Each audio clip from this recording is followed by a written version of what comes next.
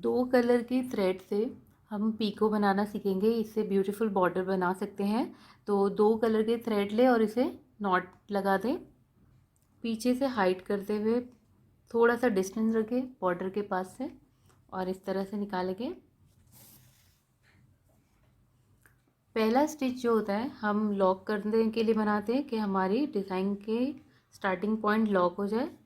तो फिर से ऐसे करेंगे।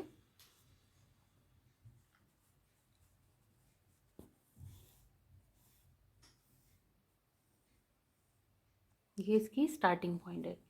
अब थोड़ा थोड़ा डिस्टेंस रखते हुए हम फिर से सेम जगह यहाँ पर ये जितना डिस्टेंस रखा है वैसे ही हम यहाँ पर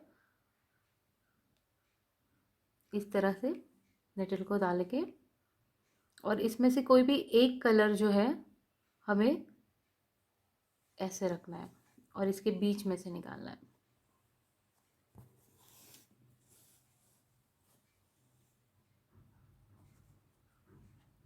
तो इस तरह से टू कलर्स में डिज़ाइन बनते जाएगी।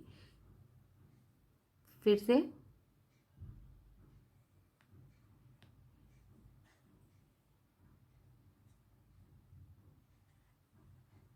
दोनों के बीच में से निकालेंगे।